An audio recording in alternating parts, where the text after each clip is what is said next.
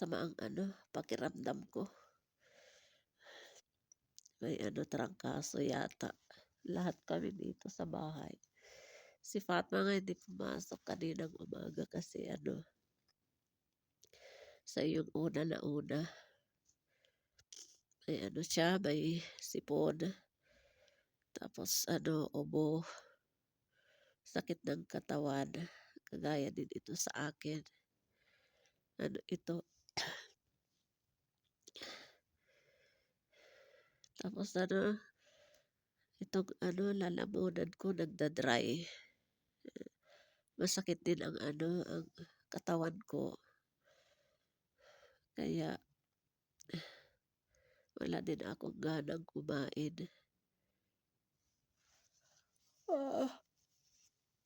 Kaya ito nakahiga ako. Silangga din. Meron din siya ubo, sipon. At saka ewan ko kasi hindi naman siya makapagsalita. Sila kay din si Fahad. Basta lahat kami dito sa bahay. Virus yata ito eh. Kagaya yung yung nangyari 5 years ago, yung corona. Pero sana naman hindi lumala. Barado din itong aking ilong, hindi ako makahinga. Saka wala akong ganang kumain. Gutom ako pero wala akong ganang kumain. So mamaya na lang siguro ako. Mag-oats na lang ako mamaya. Gawa ako ng oats. Ito nakahiga ako. Tapos malamig. Nilalamig ako. 2 blanket nga itong gamit ko. Ito nakahiga pa rin. Masakit din ang aking ulo, katawan.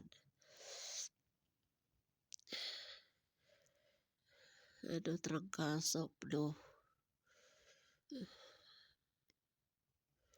Kaya lahat yung mga dito sa Pakistan, mga OFW, Pakistani wife, ingat-ingat kayo kasi may virus na dumating na naman.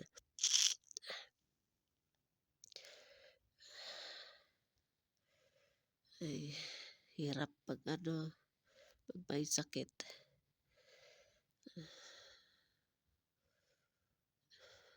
Ito nga sa masakit itong aking mga braso, katawan. Ang lamig kasi ngayon, winter kasi ngayon eh. Hindi maganda ang ang panahon.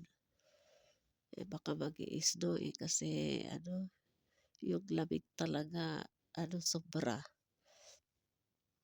Kahit dubli-dubli yung gamit mo tapos 2-3 blanket itong gamit ko, malamig pa rin.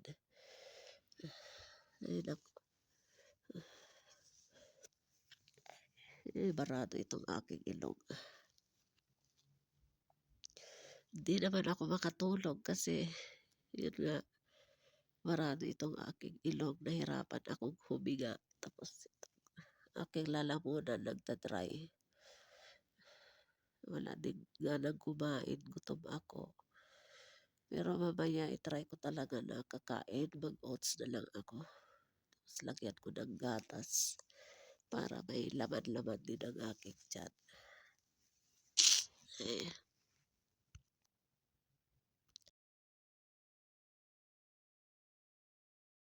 I'm making oats.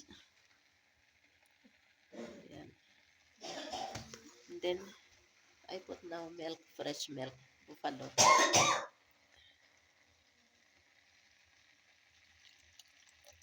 Because I don't have appetite to eat, so I will eat oats, porridge.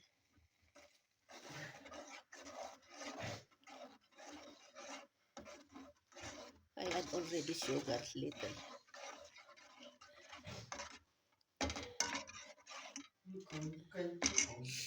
So, luto na ito. Kakain na ako kasi gutom na ako. Ayan, naubos ko.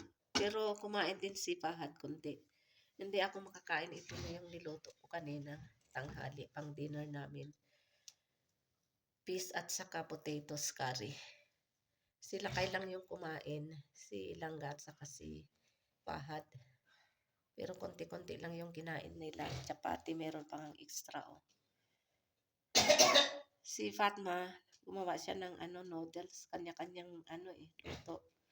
Tinanong ako nila kay kanina kung lututuan niya ako ng yung oats porridge. Sabi ko ako na lang babangon at magluluto. Gutom na ako kaya ito bumangon ako. Nakain din ako ng dates, 3 dates at saka raisins. Yan. Pwede na ito pang dinner. Gusto ko lang matamis-tamis. Kasi yung aking pantikim ay mapait-pait.